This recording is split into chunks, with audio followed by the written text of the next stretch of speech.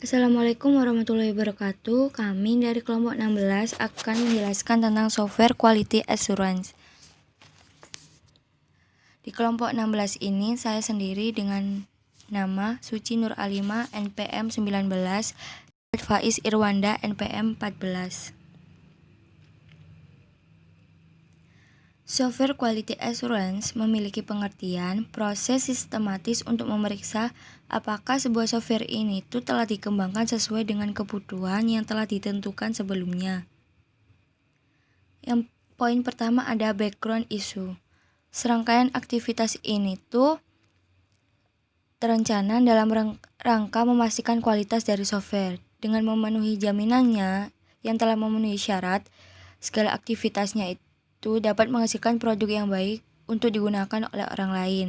Fungsi jaminannya pertama kali diperkenalkan di Bell Labs pada tahun 1916 dan menyebar secara cepat. Standar jaminan kualitas ini diperkenalkan pada tahun 1970-an dan menyebar secara cepat di dunia komersial. Elements of Software Quality Assurance. Yang pertama ada standar. Jadi standar ini merupakan alat dan metode. Tugasnya yaitu memastikan bahwa standar yang telah diimplementasikan diikuti dan bahwa semua produk kerja sesuai dengan mereka. Yang kedua ada review and audit. Review ini gunanya mereview dan memastikan bahwa standar kualitas itu telah diikuti dan membantu menemukan masalah dan kelalaian atau cacat pada perangkat lunak. Audit dilakukan oleh personal SQA dengan maksud untuk memastikan bahwa pedoman kualitas itu telah diikuti oleh rekayasa perangkat lunak. Yang ketiga ada testing atau pengujian. Testing atau pengujian ini gunanya untuk pengujian atau untuk menemukan kesalahan pada perangkat lunak. Dengan memastikan pengujian tersebut, rencana yang direncanakan tadi dapat berjalan dengan baik dan dilakukan secara efisien. Yang keempat ada error or defect collection and analysis. Jadi SQA itu melakukan pengumpulan dan analisis kesalahan. Maka diperkenalkan kegiatan ini apa yang paling cocok untuk menghilangkannya. Selanjutnya ada change management atau perubahan manajemen. Dengan perubahan proyek perangkat lunak, jika tidak dikelola dengan baik, perubahan tersebut akan mengakibatkan kualitas yang buruk. Selanjutnya ada education. Setiap software melakukan edukasi pada software engineers practice. Jadi, gunanya adalah jadi kontributornya ada pendidikan software engineers, manajer mereka, dan stakeholder lainnya. Selanjutnya ada vendor management. Jadi manajemen vendor ini gunanya memastikan bahwa perangkat lunak yang dihasilkan berkualitas tinggi. Selanjutnya ada security management. Manajemen keamanan ini dengan meningkatnya cybercrime dan peraturan pemerintah baru tentang privacy. Jadi setiap perangkat lunak harus melembagakan kebijakan manajemen keamanannya dan melindungi semua data-data di semua tingkatan dengan membangun perlindungan firewall untuk web apps dan memastikan bahwa perangkat lunak belum dirusak secara internal. Safety atau keamanan. Jadi SQA ini melakukan keamanan untuk menilai dampak kegagalan perangkat lunak. Dan yang terakhir ada risk management atau manajemen risiko. SQA ini memastikan bahwa kegiatan manajemen risiko ini telah dilakukan dengan benar dan bahwa rencana kontingensi terkait risiko telah ditetapkan. Pada poin ketiga ini membahas SQA text dan goals. Jadi tugas SQA sendiri mempersiapkan rencana. Yang kedua berpartisipasi. Yang ketiga meninjau aktivitas software. Dan yang keempat memastikan bahwa penyimpangan dalam pengerjaan perangkat lunak dan produk kerja. Dan yang terakhir merekam setiap ketidaksesuaian dan melaporkannya kepada manajemen senior. SQA memiliki tujuan, yaitu persyaratan kualitas, kualitas desain dan kode, dan yang terakhir ada efektivitas kontrol kualitas. Poin keempat ada formal approach to SQA. Jadi, kualitas yang dicapai itu melalui analisis. Yang kedua ada desain. Yang ketiga ada pengkodean dan pengujian. Poin kelima ada statistical software quality assurance. Jadi langkah-langkahnya yaitu mengumpulkan semua informasi dan dikategorikan terlebih dahulu manakah informasi yang mengalami kesalahan dan cacat. Dan yang kedua, upaya tadi itu dilakukan untuk melacak setiap kesalahan. Dan yang ketiga itu menggunakan prinsip Pareto. Yang keempat, setelah beberapa penyebab itu diidentifikasi untuk diperbaiki masalahnya.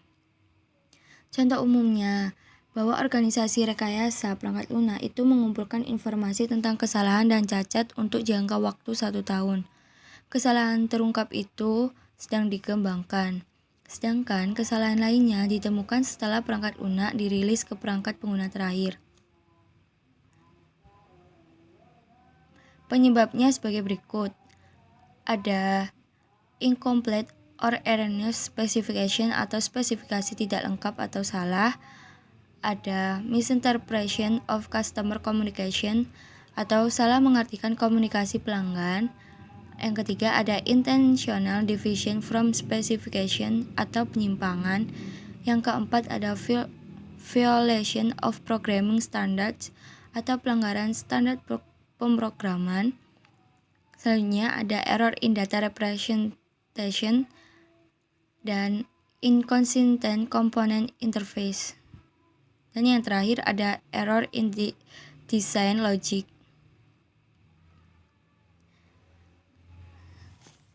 Pada slide ini tuh ada tabel tentang statistik SQA dengan menggunakan prinsip Pareto.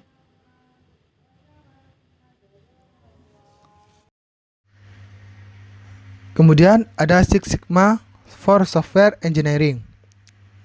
Six Sigma adalah proses menghasilkan output berkualitas tinggi dan lebih baik. Dapat dilakukan dalam 2 tahap, yakni identifikasi dan eliminasi. Six Sigma kurva dikatakan baik apabila berjalan pada suatu rentang atau range yang telah ditetapkan. Rentang tersebut memiliki batasan, yakni batas atas dan batas bawah, seperti gambar di bawah. Kemudian ada karakteristik Six Sigma. Yang pertama, kontrol kualitas statistik, pendekatan metodis, fokus berbasis proyek dan tujuan untuk fokus pada persyaratan dan kondisi. Kemudian ada fokus pelanggan untuk peningkatan kualitas pelanggan. Dan terakhir, pendekatan kerja tim untuk meningkatkan manajemen kualitas. Ada 2 metodologi Six Sigma. Yang pertama DMAIC, digunakan untuk meningkatkan proses bisnis yang ada. Metode DMAIC memiliki 5 fase, yakni menetapkan, mengukur, menganalisa, memperbaiki, dan kontrol. Kemudian ada DMEDEV, digunakan untuk membuat desain produk baru atau desain proses. Metode ini memiliki 5 fase, yakni menetapkan, mengukur, menganalisa, rancangan, dan memeriksa. Yang keenam ada software safety atau keamanan perangkat lunak, yakni adalah aktivitas jaminan kualitas perangkat lunak yang berfokus pada identifikasi dan penilaian potensi bahaya yang dapat mempengaruhi perangkat lunak secara negatif dan membahayakan seluruh sistem gagal. Bahayanya dikategorikan berdasar kekritisan dan risiko. Kerusakan software dapat disebabkan oleh beberapa hal, antara lain 1. Penggunaan software bajakan. 2. Kesalahan prosedur. 3. Virus. Cara untuk menjaga keamanan software atau meminimalkan kerusakan ada 4. Pertama, menggunakan software yang terpercaya, baik itu yang berbayar atau open source. Yang kedua, memasang antivirus. yang dapat menangkal dan memperbaiki virus yang merusak software. Yang ketiga, backup system. Yang keempat, lakukan sesuai prosedur. Kemudian ada software reliability. Software reliability merupakan probabilitas software yang akan bekerja dengan baik dalam lingkungan tertentu dan jumlah waktu tertentu. Software reliability menggunakan rumus berikut. MTBF sama dengan MTTF plus MTTR. Dengan keterangan sebagai berikut. MTBF atau mean time between failure. MTTF mean time to failure. MTTR mean time to repair. Kemudian probabilitas sama dengan jumlah kasus gagal dibagi jumlah total kasus yang dipertimbangkan. Tujuannya untuk menguji kinerja perangkat lunak dalam kondisi tertentu tanpa jenis tindakan korektif, menggunakan prosedur tetap yang diketahui dengan mempertimbangkan spesifikasinya. Kemudian pengujian reliabilitas. Ada 4. Pertama, data dikumpulkan dari berbagai tahap pengembangan, seperti tahap desain dan pengoperasian. Sampel statistik diperoleh dari produk perangkat lunak untuk menguji keandalan perangkat lunak. Yang ketiga, batasan waktu ditangani dengan menerapkan tanggal tetap atau tenggat waktu untuk tes yang dilakukan. Yang terakhir, setelah tahap ini, desain perangkat lunak dihentikan dan tahap implementasi sebenarnya dimulai. Karena ada batasan biaya dan waktu, data dikumpulkan dengan hati-hati sehingga setiap data yang dimiliki memiliki tujuan tertentu dan mendapat ketepatan yang diharapkan. Untuk mencapai hasil yang memuaskan dari pengujian reliabilitas, seseorang harus memperhatikan beberapa karakteristik reliabilitas. Misalnya, dalam mean time to failure diukur dalam 3 faktor. Pertama, waktu operasi. Kedua, jumlah siklus mati.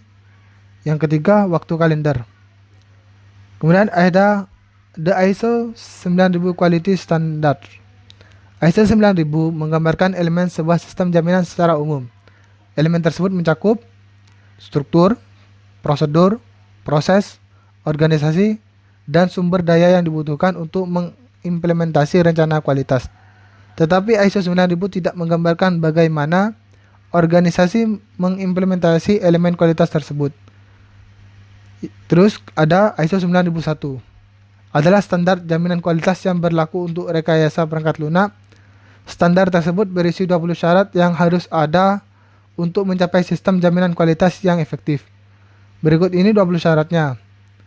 Tanggung jawab manajemen, sistem kualitas, kajian kontrol, kontrol desain, kontrol data dan dokumen, pembelian, kontrol terhadap produk yang disuplai oleh pelanggan, identifikasi dan kemampuan menelusuri produk, kontrol proses, pemeriksaan dan pengujian, kontrol pemeriksaan, pengukuran, dan pelengkapan pengujian, pemeriksaan dan status pengujian, kontrol ketidaksesuaian produk, tindakan preventif dan korektif, pengamanan, penyimpanan, pengepakan, preservasi, dan penyampaian, kontrol terhadap catatan kualitas, audit kualitas internal, pelatihan, pelayanan, dan yang terakhir teknik statistik. Kemudian yang 8 ada the SK Plan. Rencana SKA adalah suatu penjelasan yang rinci tentang proyek dan pendekatan untuk pengujian perangkat lunak yang akan digunakan dalam proses standarisasi. Rencana SKA dibagi menjadi 4. Yang pertama, untuk kebutuhan perangkat lunak. Kedua, untuk desain arsitektur. Ketiga, untuk detail desain dan produksi. Yang terakhir ada untuk transfer atau pengiriman. Di tahap pertama, tim SKA membuat langkah-langkah dan tahapan tentang bagaimana mereka akan menganalisis persyaratan perangkat lunak. Di tahap kedua, dalam rencana SKA, perancangan arsitektur menganalisis mengenai persiapan tim pengembang. Di tahap ketiga, biasanya tim SKA menulis secara rinci alat-alat dan pendekatan yang akan mereka gunakan untuk memastikan bahwa aplikasi yang dihasilkan ditulis sesuai rencana. Dalam tahap ini, tim juga harus mulai merencanakan pada tahap selanjutnya, yakni tahap transfer.